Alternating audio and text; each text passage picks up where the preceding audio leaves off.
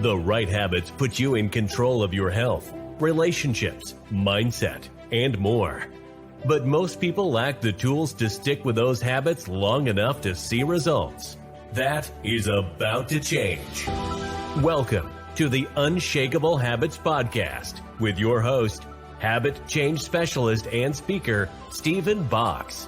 Join us each week as experts share their stories, experiences, and insights, and give you the tools to build unshakable habits so you can live life on your terms. It's time to take your habits from unsustainable to unshakable. Hey everybody, welcome to another episode of the Unshakable Habits Podcast. I am your host, Stephen Box, and today I am joined by Lily Walford from Love with Intelligence. So Lily, thanks for joining me today. Hey, thank you so much for having me. Now, you have this really interesting approach to dating that we're going to talk about today. And I know that because your approach is so unique, there is a really cool story behind it as well. So we're also going to dive into that. But before we do, I want to just quickly remind the audience about our Unshakable Habits framework, because that's the context at which we want to look at your story through, so that the audience can then take your story and apply it back to their own life.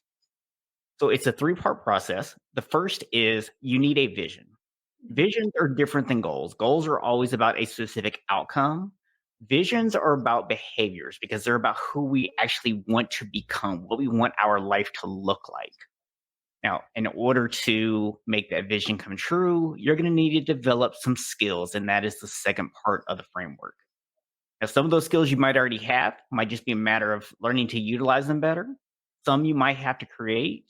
And if you have to create them, then that goes to step 3, which is all about taking regular, repeated actions to build those skills and make them a reality. So, Lily, why don't you start by telling us a little bit about this approach that you have to dating, because it really is unique. Yeah, so cut a long story short, the way that we work at Love with Intelligence is we use a military-grade psychology in order to help people to read people so that they're able to make a informed decision on the partners that they meet, and they're able to have a compatible relationship that lasts. So through this approach, we can profile someone within 6 minutes or less, and also read someone's body language better than a polygraph machine, so we can see if someone's telling the truth or telling a lie. So this way you can create relationships from the truth. Now, I was looking on your website, and you talk about how you really wanted to give people something that wasn't all about the mind games and the manipulation that a lot of the dating sites are really about. And you just kind of hit on that a little bit, talking about you want to give people a way to identify, what's actually happening, the truth. One of the things that was interesting to me in there was how you talked about how by being able to read people and profile them and actually realize, is this person being honest? Are they being authentic with you?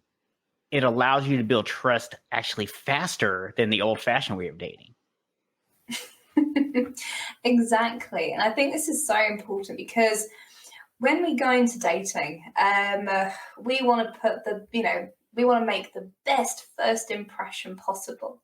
So what we end up having is almost like this person who's wearing this mask of the best impression. We've got this person wearing this mask, and these two masks are interacting versus the two people behind them.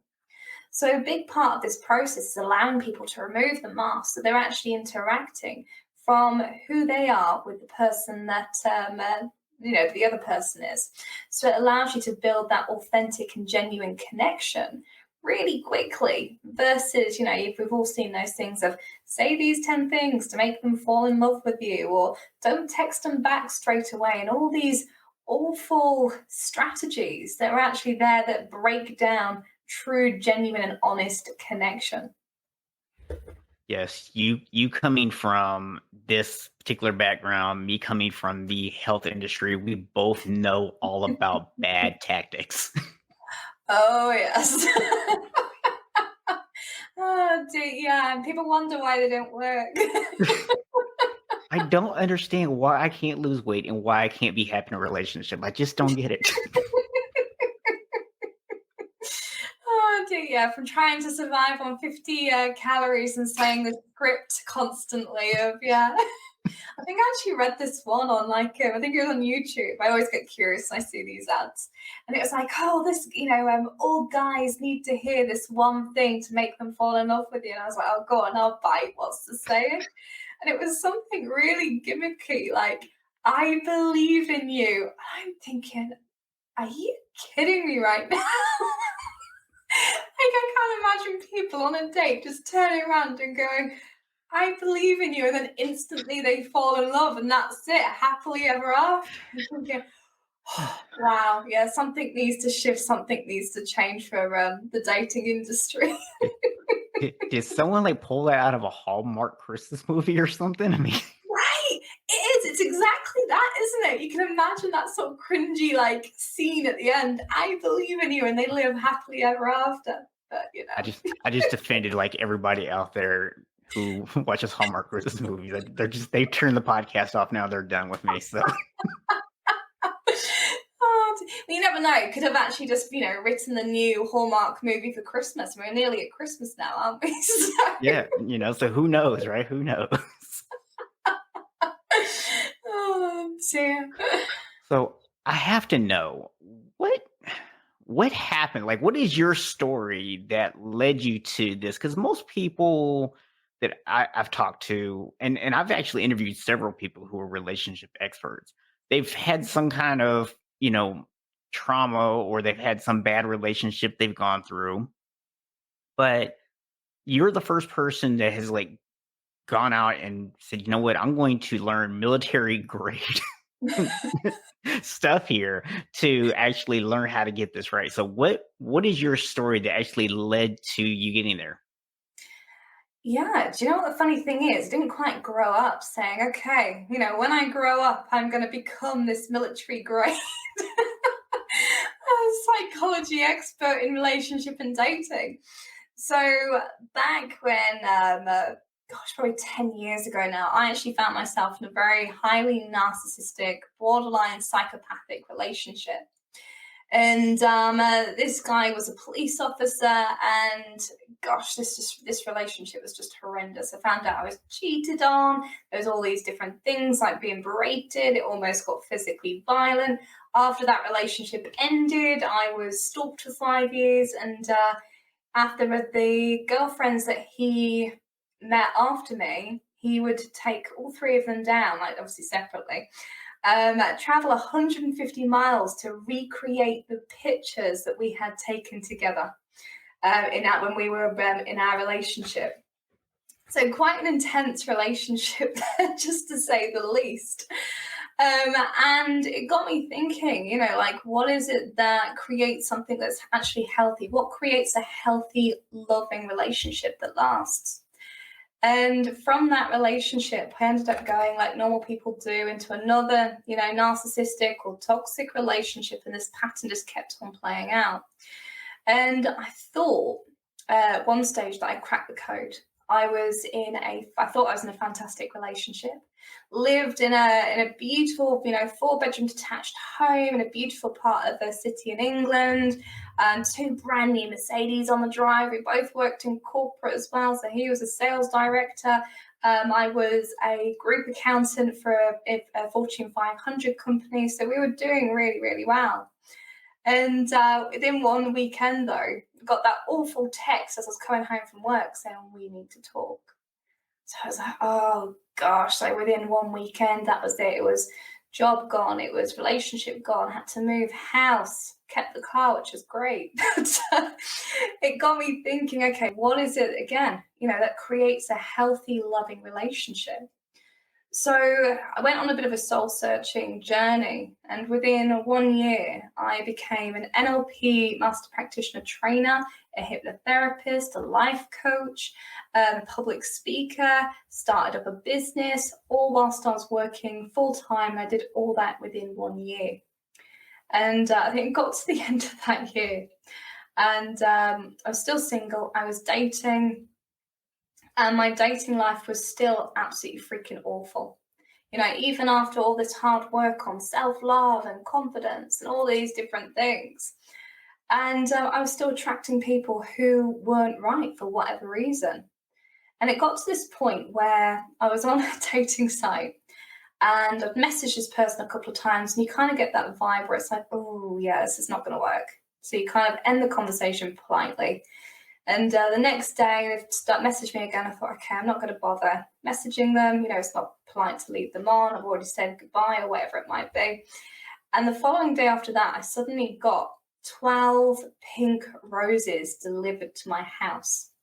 Now, this person only had my first name and my profile picture, and they had somehow, just from that information, found my address. Now, as I said before, I was previously stalked for 5 years. So when this happened, I completely freaked out and was thinking, oh my gosh, I don't want to be stalked for another 5 years. This person knows where I live. This is not a good situation to be in, and self-worth and self-confidence isn't going to save me in this scenario. And back during that time, one of my friends was doing some work with a guy called Chase Hughes. Now, Chase, he's a world leader in behavioural profiling. He's got $30 million worth of government-backed research. So he trained military operatives, so about 2,500 military operatives, to like a Jason Bourne, James Bond, that kind of level. So sent a load of these screenshots, of the profile, of the messages. So they got a real good feel of like what was actually happening, what this person, who this person was, and all these different things. And within a few moments, I got a message back from Chase and my friend who was a trainer for Chase, with basically a list of steps of how to get this person to stop wanting to stalk me and send me stuff and contact me. And I was amazed because through that, I didn't have to be rude. I was polite. I didn't have to be nasty or anything like that. And within a few messages, this person completely left me alone. And it made me realize, like, oh my gosh, I need this for my clients. I need this. I need to know this in order to keep people safe. So I ended up going on a course with Chase, and it was incredible. We learned how to profile people within 6 minutes or less. We learned body language. We learned how to really connect with someone, get someone to really show their true self. And it was all these amazing things that I was just completely blown away by. And at the end of the course, I ended up speaking to Chase, and we ended up partnering up in business.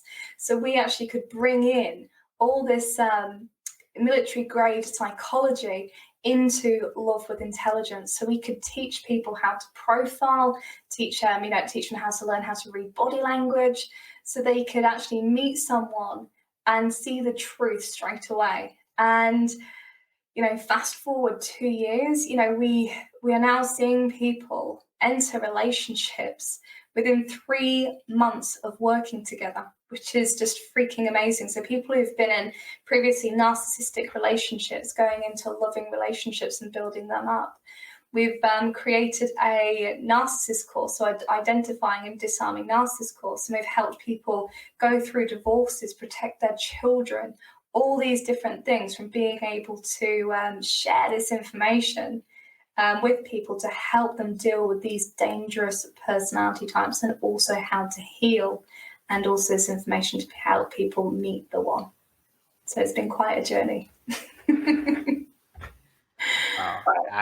I have to say that actually sounds like really scary. I can only imagine what that would be like. Like this person, you said, literally just has your first name, not even your last name, just your first name and a profile picture, and they're able to find out your address.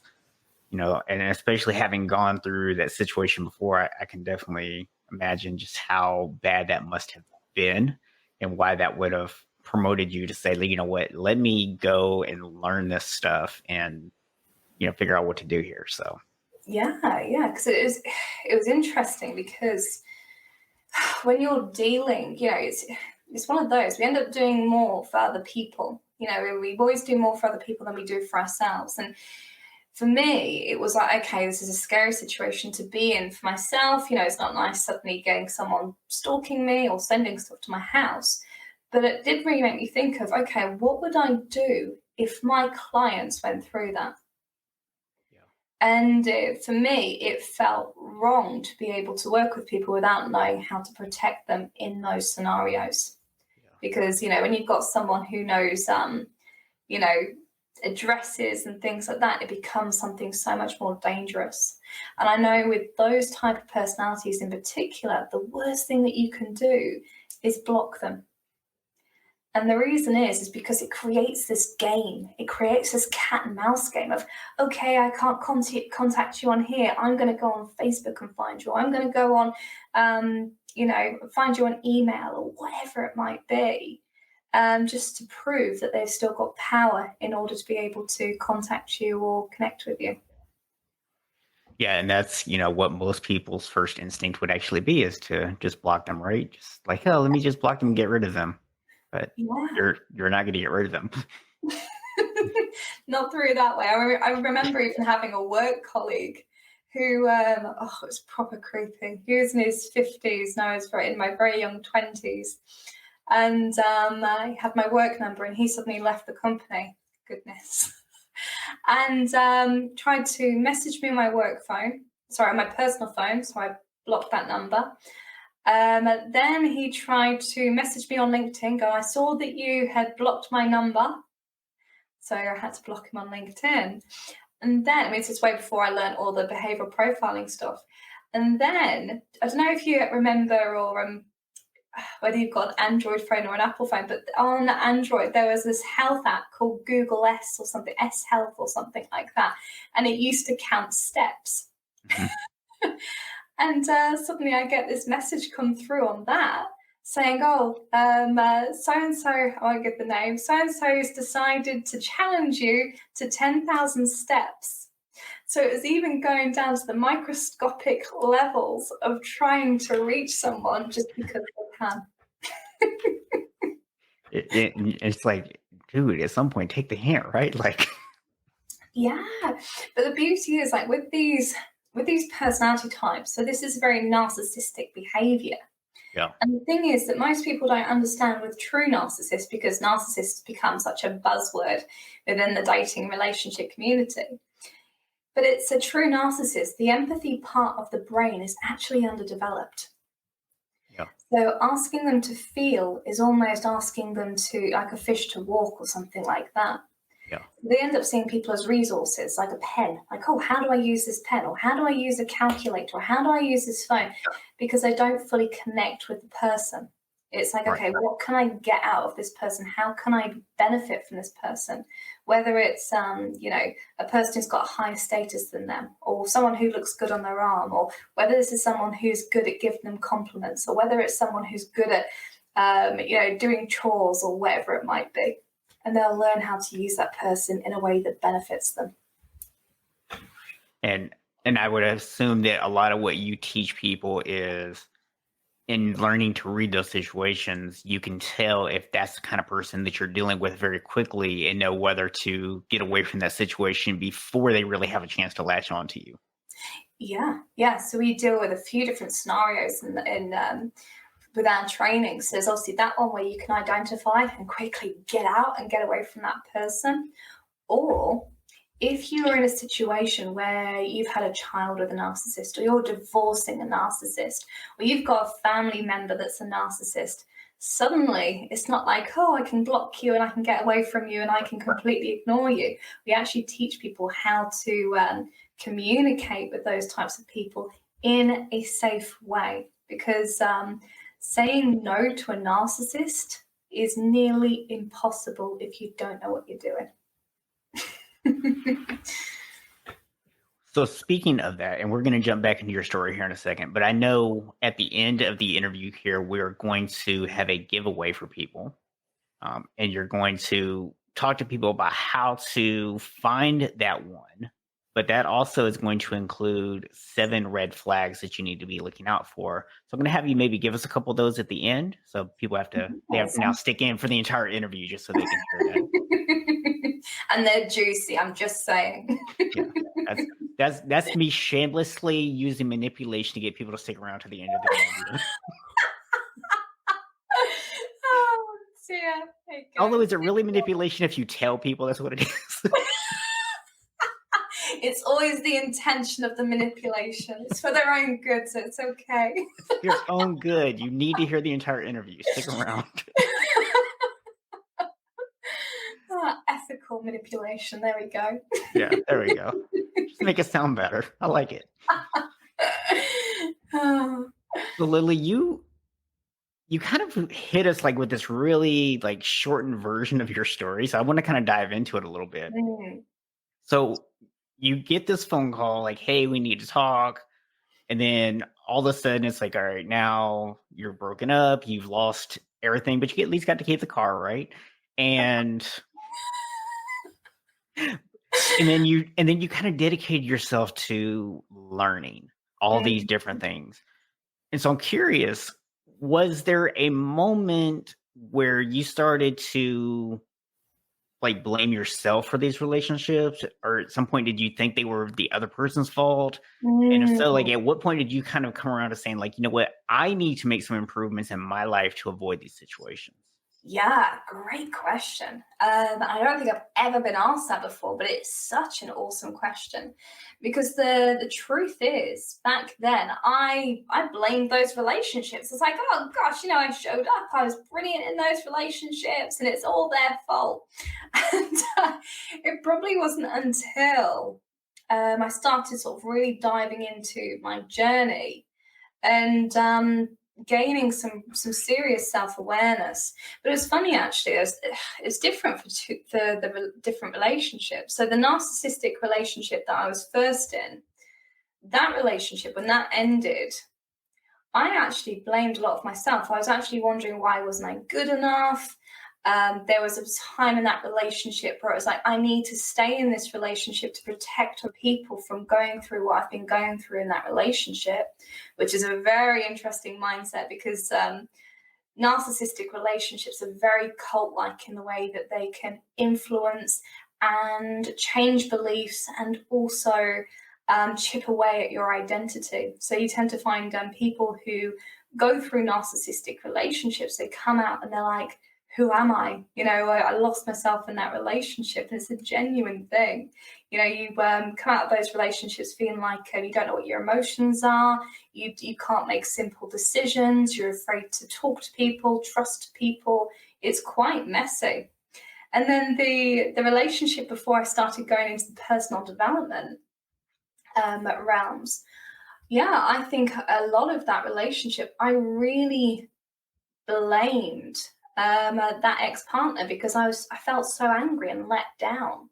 And I think that's the interesting part around relationships. There's this trust aspect where we have these expectations of what our lives are going to be like and the expectations of that partner. And yeah, it was kind of like one of those things where it broke down so suddenly and unexpectedly. Like that morning we were talking about planning a holiday, and then in the afternoon it's suddenly like a breakup. It's like, whoa. But one of the most potent memories I had of that breakup was clearing out, you do that horrible thing of getting your own stuff, splitting all the stuff up and trying to pack. And I remember sitting on the kitchen floor and just thinking, like, I just couldn't believe the amount of pain that I was in. Like, I'd never felt pain like it. But it was that moment where it was almost like, I don't care how I'm going to do it, but I'm going to create this life that is absolutely freaking amazing. Even though I don't know how to create it, this is what I promised myself that I'm going to go ahead and do.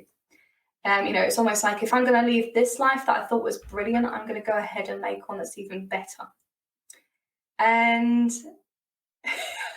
I think I don't always have to pinch myself, because if I told myself back then that I would be living this life and doing this kind of business and having the amazing relationship that I have now, and living in an awesome place and all these different, working with someone or partnering up in business with someone with $30 million worth of research, I wouldn't have believed myself at all. Like, it was just not on my radar.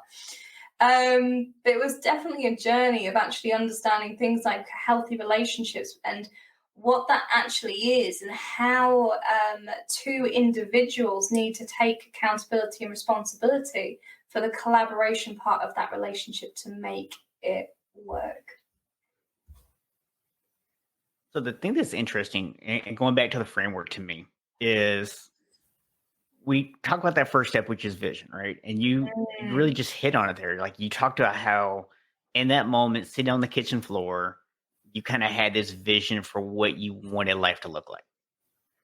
And something that's been so cool to me in all the interviews that I've done with people, and when we start diving into their story, I see this over and over, that their original vision is usually so small compared to where they end up. But it's just getting that vision in place. I think sometimes people get so caught up on, I have to get this like perfect vision and I have to know every little step along the way. No, you don't. The stars don't quite align the way that we want them to in the beginning. Yeah. It's set a vision, set a course, and start moving toward it, right? Like that's kind of what you did. Like you had this vision, you started just looking for ways to improve yourself because you had this realization of, you know what, I played some part in this breakup, and I need to look in the mirror and take care of the only thing I can control, which is me. I can't control the other person, so I have to control me. And so you took this step, you started improving, but even going through that, even taking these courses, learning all these things, earning all these certifications and degrees or whatever, is you still were having bad relationships. And that was tough. I basically had a year where I absolutely killed myself through that year. Like, in terms of like working a full-time job, launching a business. I also had an keyhole surgery on my shoulder as well.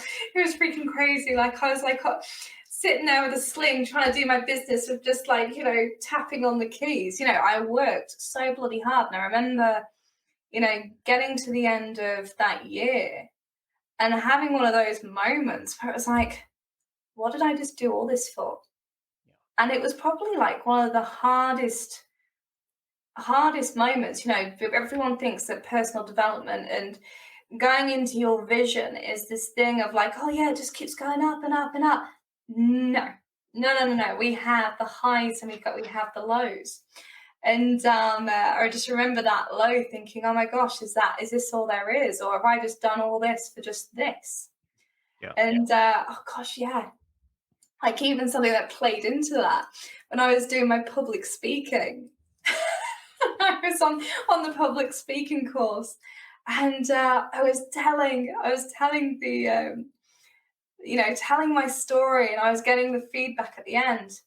And usually, like when you have professional speakers, they have the big problem and the bad story and all these different things. And it's like, at the end of this, it's like they turned around to me and said, I'm not getting the payoff. You went all through this stuff, like, give us the payoff. What's so amazing now? And I just remember thinking, like, yeah, you're right. Like, where's my payoff? I hadn't quite, it was almost like I was telling the story whilst I was still in it. And I hadn't got to that amazing place where I am now, which is in a fantastic relationship. We live in a beautiful barn conversion. We've got a gorgeous collie. We're out in the countryside. It's just freaking. And we're both self-employed. We both support and help people. And we have this amazing connection. We just love things like psychology and we just geek out on stuff all the time. It's freaking fantastic. And it was like, because I didn't quite have that and trying to tell my story from that kind of place, it just did not work. Yeah, it can be difficult to tell people like your story when the payoff is theoretical, right? Right. It's like, difficult. Oh yeah, I'm a life coach and now everything's fine. Yay. It was like, I was just not in that place to say, it wasn't to say that my life hadn't improved by that point. It definitely had. But it wasn't at the place where it needed to be that kind of like that inspiration. Like, look, I've managed to get to the place where I want to be now. Yeah. It was kind of like I was still caught up in the wind. It's interesting. I'm glad you brought this story because this is actually really common. I do professional speaking as well. And so Mm. I also hear this kind of feedback all the time. And the thing about it is, in that environment, it's the expectation. It's what Mm. you're going to get told. But the reality is, in bringing that back to life, I think sometimes we get too caught up in, I have to have that big moment or I haven't made it. And it's so Yeah. important to celebrate the progress, the process of it all.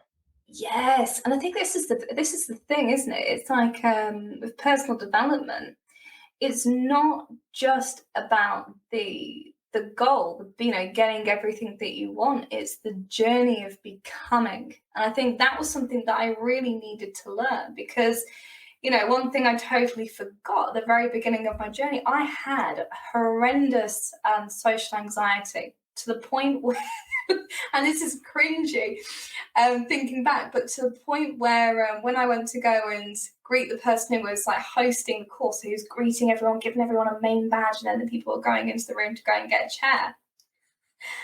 I had to do a walk a mile in London. I was a freaking mess, like literally full on anxiety, almost having this, hyperventilating. And, this person at the end of this hallway is trying to say hello to me and pass me a badge. I wasn't even in a place to be able to speak. I was be able to say, thank you. And that was it, just run off into the other room. By the end of the year, I was able to speak in a room full of people. I was able to help people. I was actually helping corporate executives at the end of that year to be able to do public speaking and improve presentations. And it's like, I think sometimes we can be so ungrateful for our journeys and that level of becoming and owning that story in that way, because the one thing I've noticed is society, friends, family, colleagues, they love the people to play it small.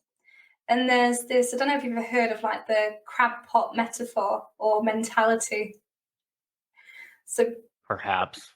basically, I've probably heard the American version. oh, you don't talk about crabs in America. We had the crabs in the barrel, which I'm going to assume is probably similar. I'll see we've got a barrel, we've got like a bowl or a bucket or whatever. But basically, you put a crab in a bucket on its own, or a bowl, or whatever it might be, and it will climb straight out. You put two in, they will keep each other in the bowl, so they'll stop them. Yeah. If one tries to climb out, it'll drag it back in, and that's exactly what people do in society. Like I remember saying, "Oh, I'm about to start a business." And it's almost like you get this thing of like, "Oh, bless you. Well, I hope it goes well for you." And it's not genuine. It's not like, "Oh, that's fantastic," or there's no real belief behind it. And it's all these different things to be able to keep you back into society and keeping you playing it small, because people know how to deal with you then. Yeah. If you suddenly grow or change or do, people need to readapt on the way that they treat you, because our identity dictates our standards and our expectations. And when we start playing with our standards and expectations, it changes our reality in our life, which then feeds back into our identity. Yeah. So people have to relearn the way that they actually start to treat us and interact with us, which is really interesting.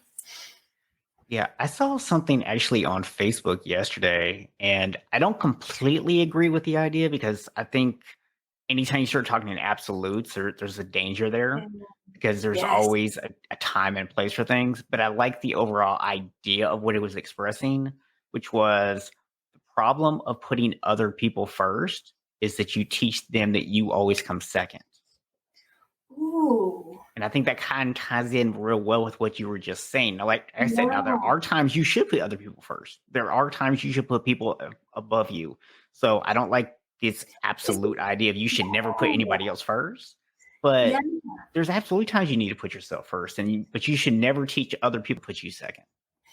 Totally agree with that. Totally agree. And it kind of it kind of filters into like the levels of love. And I don't know if you've ever heard of this before, but there's 4 levels of love.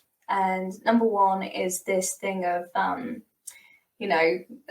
people who just tend to take. So they can receive love, but they're unable to give it. And you've got like the narcissists, alcoholics, those kind of people who are so self-absorbed, they're unable to empathize or think of other people. Then you've got transactional love. I will do this if you do that. So you end up hearing like, for example, a lot of couples can end up falling into this habit of, well, if I do this, you do that.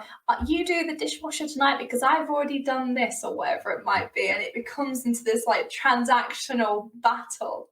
Yeah. Then you have unconditional love, where it's being able to just give love because you want to be able to do it.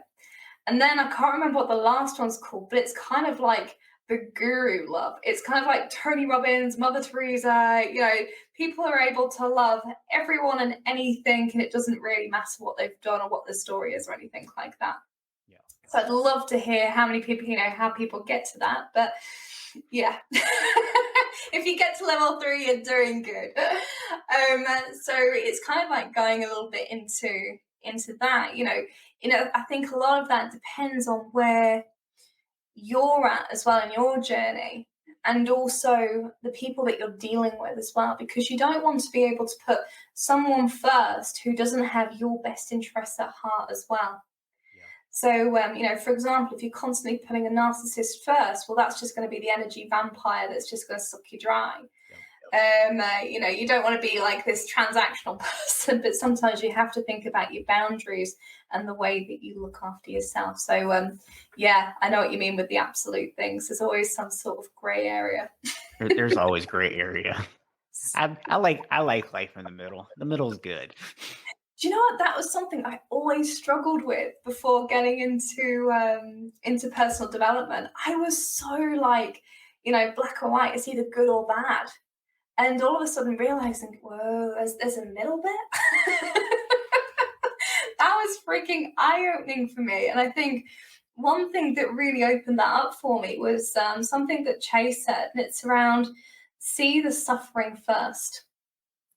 So it's almost like whatever situation you're in, if you're struggling with a situation or struggling to see the black or white, it's kind of understanding like what's the suffering that's had to happen for this scenario to take place, or for this person to act in this way. Yeah. And it seriously helps with the whole like seeing things in a whole different view and the level of compassion that you can give a situation. Yeah. And I would even go so far as to say apply that to yourself, right? Yes. Because sometimes I think we maybe overlook just how traumatic things really are in our lives. We deal with them, and in the moment they might feel traumatic, but as we get further away from them, they're less traumatic.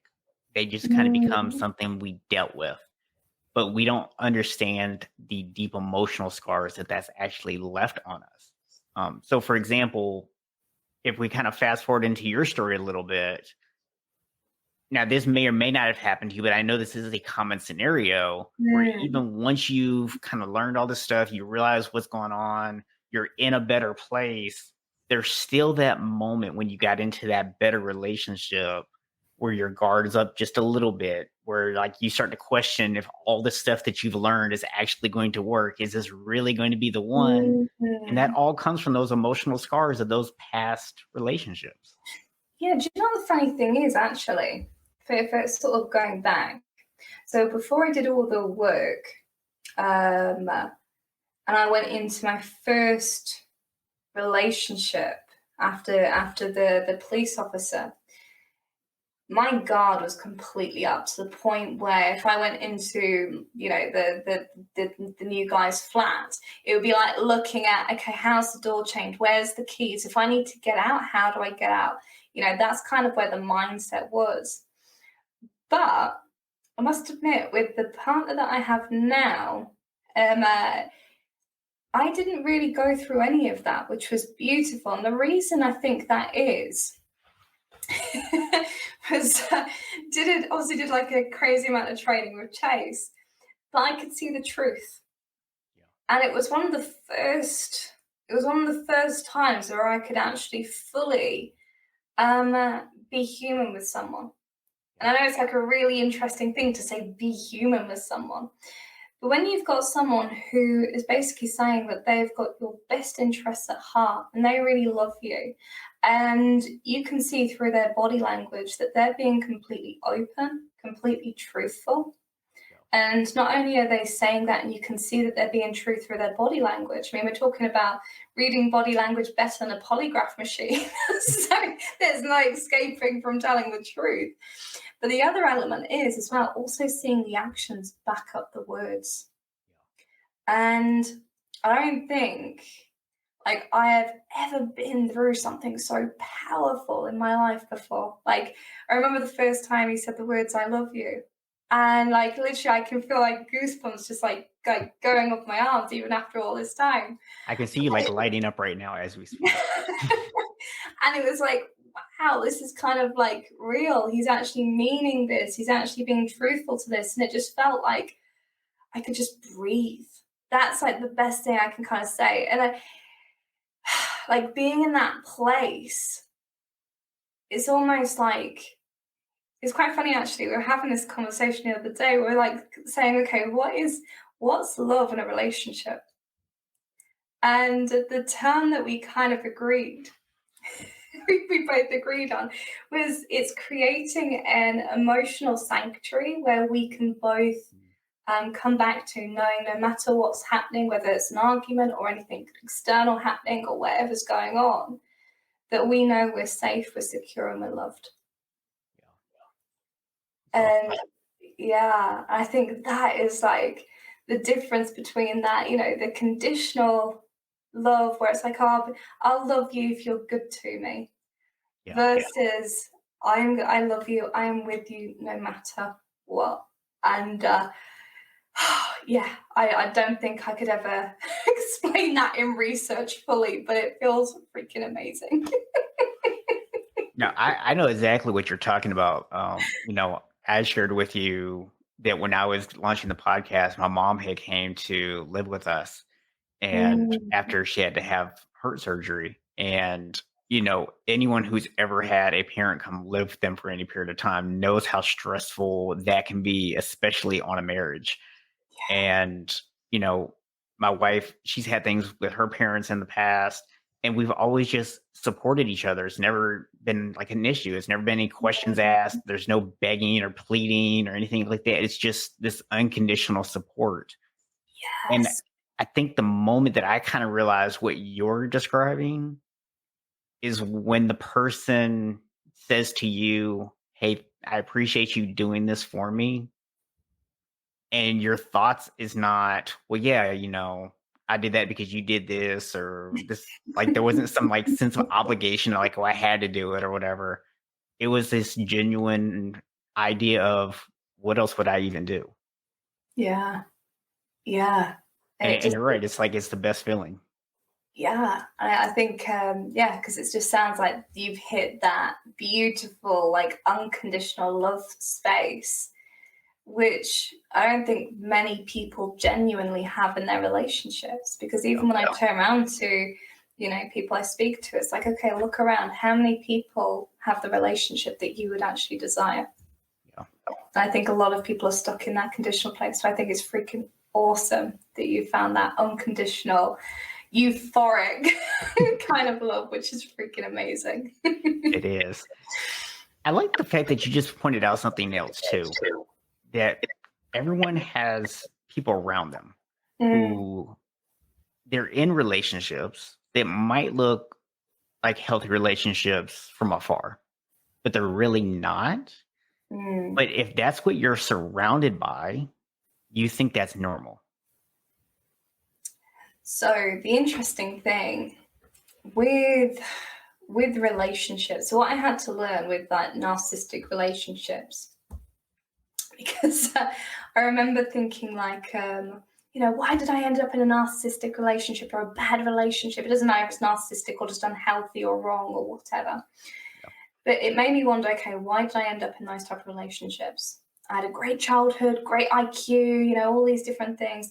And there's a few different elements at play. So number one, and the main one, I could say has about 70% of influence in our relationships, is our childhood and our identity as we grow up as a child. because between the ages of 0 and 7, that's where we actually create our identity. It's the way that we we teach people, where we learn how we get treated by people, the way that we interact with the world, and the reality that we create. So, for example, and this actually influences relationships, business, careers, success. It's something called motivational intelligence, which is actually behind the reason people are successful or not. And it's simple. It's about the level of parenting that goes into building that child up.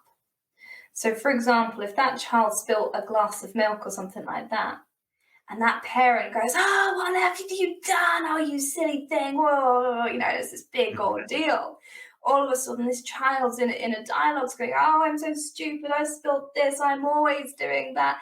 And it creates that identity. So we kind of automatically got a victim identity. We've got the vagal nervous system like tripping at in that moment, which means that they're not able to be a problem solver in that. Because when we're in a trauma state, our focus is to stay safe rather than being able to think big and to be able to solve issues. And, we create that identity of, okay, well, I need to be the person who knocks over stuff, does things wrong all the time because that's my place within society or relationships. Versus, knock a glass of milk over or whatever as a kid, and the parents go, "Oh, whoopsie daisy, never mind, let's go and get another glass, right? We'll just move it further back, just a little bit so you can't knock it again. Never mind, we'll just clean it up." And it's a completely different thing. So even this has a huge impact on the success of someone. So when we think of roles, there's things like the victim, where if a child knocks over a glass, or they hurt their knee, they need that reassurance. There's that big, massive thing of, "Oh, you've done something wrong," okay, and babying them and all the rest of it. So they end up being babied as adults. Mm-hmm.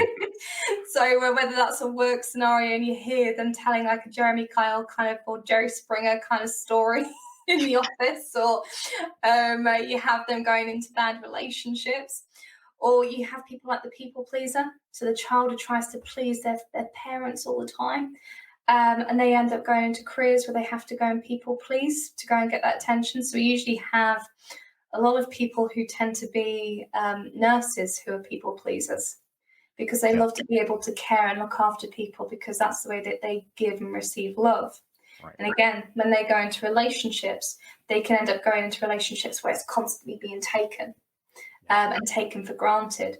So it's like all these different things from childhood that can influence these type of relationships and the relationships that people enter.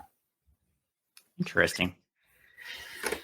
You probably just made a lot of parents out there like, "What do I do? What do I do when the kid knocks the milk over? I don't know what to do now." Do you know what the beauty is? Like, I remember, like, it was a friend of mine who's a coach. He literally put a post on Facebook recently around the best thing you can do for your child when they turn 18 is have an investment fund for a therapist. I'm thinking, yes, true, because it doesn't matter what you do as a parent, you're still gonna muck up somehow. But what I can say is, in terms of identity, build them up to be a problem solver. Yeah. And also just give love unconditionally, because when we give it conditionally of like, "Oh, you've done a good thing, cool, I'm going to give you this attention and give you this love and give you this praise," that's what they're going to be seeking in their jobs, the careers, relationships, and everything. So I want to go back to your story really quick for a minute or two here. You talked about, the first set of skills that you wanted to develop was taking all these courses. Mm-hmm. And obviously the action for that was, the studying, the late nights, doing all the things you had to do, working with the sling on and everything else, right? That was your action. That was your commitment to building those skills. And I think something a lot of people maybe overlook when they're looking at a framework like this, they think the framework is supposed to be this one-time thing, right? Like, no. You get to the vision, you realize that wasn't quite it. You come up with a new vision, new skills, new actions. You keep doing the process over and over until you eventually get where you really want to be, right? So for you, once you get into this relationship that you're in now and your healthy relationship, were there new skills that you actually had to learn once you were inside that relationship? Yeah. No, it was beautiful. It was rainbows, butterflies, and lollipops. No, it's always like, when you have like, you think you've climbed the whole mountain and you realize you're only at base camp. It's kind of like, that's how I see personal development. It's like you're constantly going to the next camp. You reach the summit when you're dead. It's kind of that kind of journey. Yeah. And so when we entered a relationship, luckily we're like super self-aware, both into, psychology, body language, profiling, all these different things. So the first, this is so funny. The first year of our relationship, it was almost like if we ever had a disagreement, it was the first relationship actually, every time we had a disagreement, we would actually end up being stronger in our relationship than weaker, which was super new to me, because before it was like, oh yeah, go to bed angry and all these different things. And it's like, ugh. But we ended up having conversations to the point where it's like, okay, have the argument, which is a complete freaking mess. Then there would be like the coach perspective of that argument. So we'll come back together, have a sit down. Right, okay, so what did we notice about this thing? So we're almost dissecting it from this level of a coach.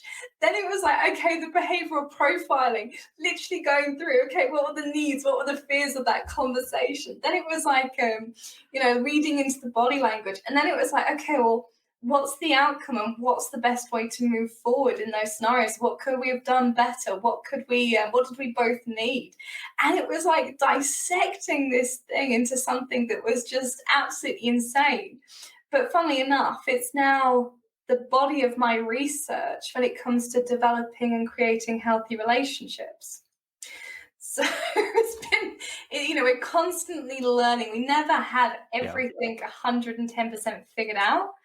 But we can definitely get the majority of it figured out. And one thing that I had to really learn and understand, I think, and this is what I kind of created, like in terms of the 4 C's framework of a healthy relationship, and that's compatibility, consideration, communication.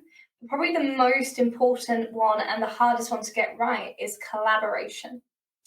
And the reason I say collaboration is the hardest one to get right is because you've got 2 individuals who need to be accountable for themselves, their emotions, their actions, their lives, their independence, their happiness, all these different things before they're actually in a place to be able to collaborate with. Yeah.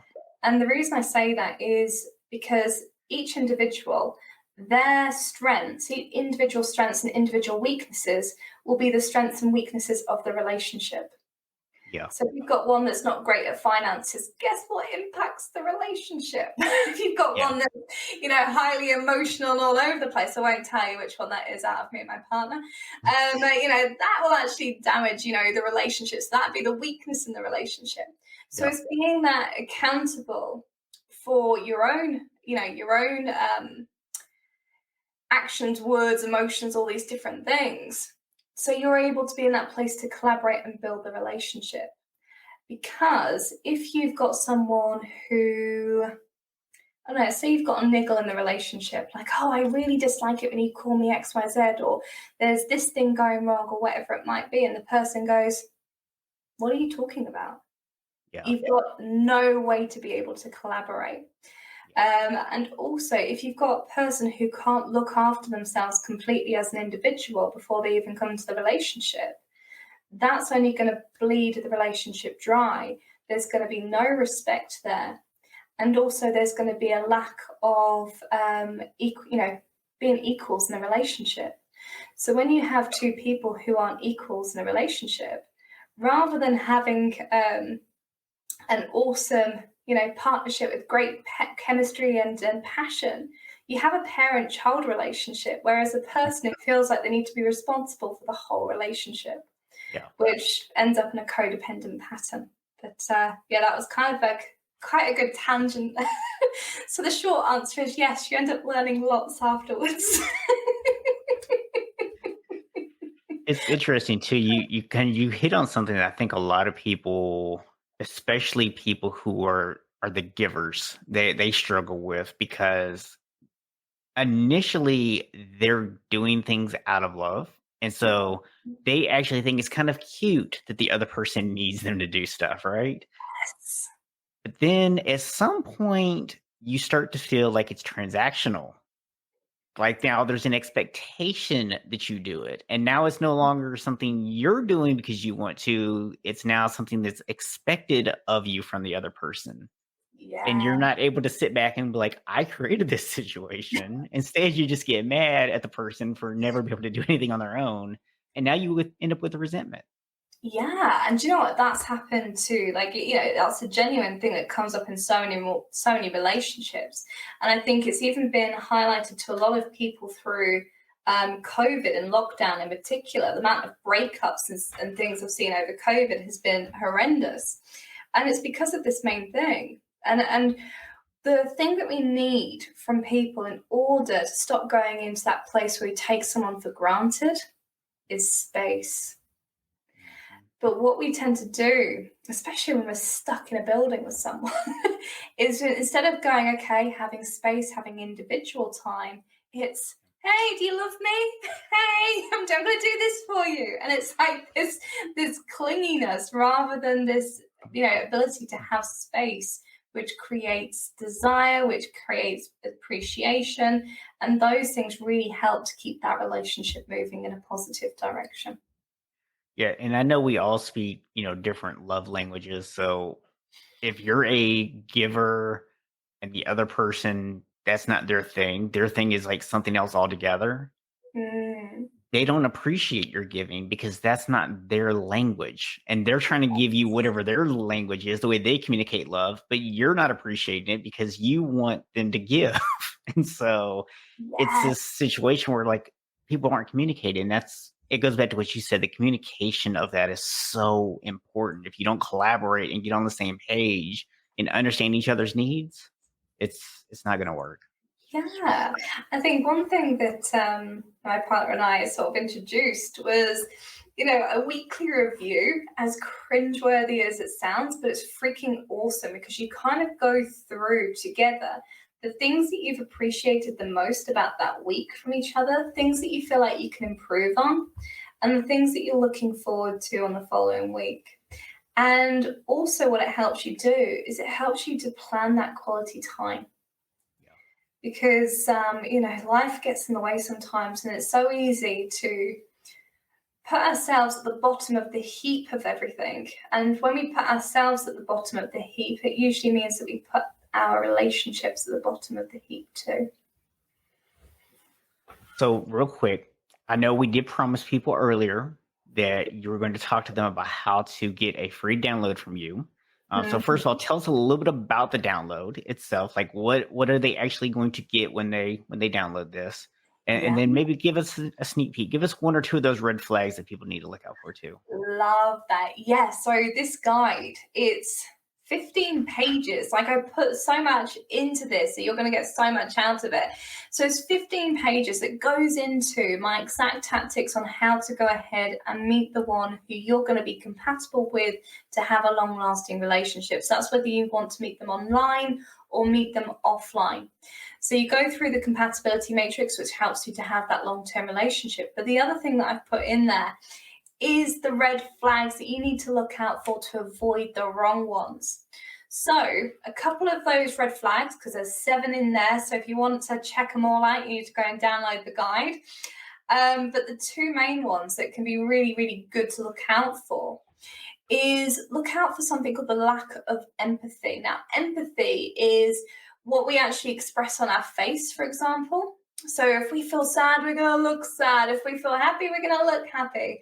So look out for that empathy within people's pictures, within people's when they have a conversation with you, and also if there's not genuine empathy. So the way we know if empathy is genuine or not is that the motion will actually slowly slip off the face versus slip off the face really quickly. So for example, Something that's not genuine is if you see someone that you don't like at a party and they look at you and you smile and you wave, and then as soon as they turn their head, they're like, oh, thank God for that. They're not looking at me.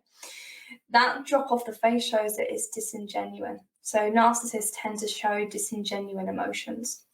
And then the other one, which is super important, and this was taken from some research from a guy called Gavin Dubecker, who was head of security for the White House, and he knew lots about different toxic personality types. And it's really simple. It's watch out for the person who can't take no for an answer. So if it's something like, you turn around and say, I can't go on a date tonight, and they say, no, I still want to see you. If they can't respect your decision, or, the fact that you turn around and said, I can't go on a date, or whatever it might be, that's a huge red flag. So watch out for the person who can't take no for an answer. And then for the other 5, well, you're going to have to download the guide to go and check out the rest. And there's your ethical manipulation. I know it's juicy, so it's definitely worth it. So I'm going to go and put this on the screen for those who are actually watching on YouTube. But for those who might be listening, it will be in the show notes. But if you want to go ahead and just tell them what the website is also. Of course I can. So it's Love with Intelligence, and the guide is at lovewithintelligence.com/meet. Is it hyphen those little things?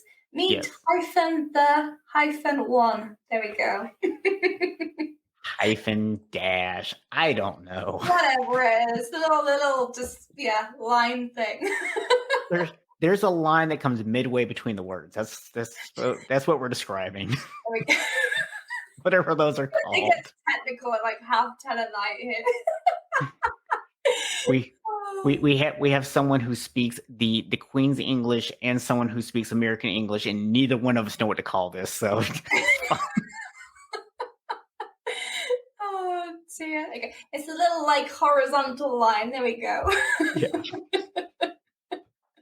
love it. Oh, dear. So Lily, thank you so much for coming on today and sharing your story with us. If someone wants to contact you other than downloading the free guide, what's the best way for them to do that? Yeah, so check out the website. So that has my email address there, or you can contact me directly, and that's Lily. So that's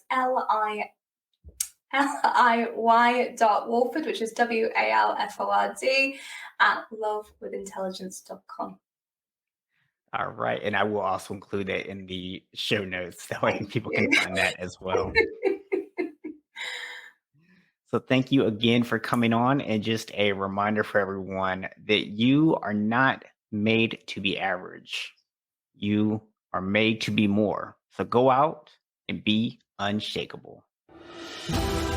Thanks for listening to the Unshakable Habits Podcast. If you enjoyed this episode and you'd like to help support the podcast, please share it with others, post about it on social media, or leave a rating and review. To catch all the latest, please subscribe at unshakablehabits.com/YouTube or on your favorite podcast app. You can learn more about Unshakable Habits at unshakablehabits.com. Until next week, be unshakable, my friends.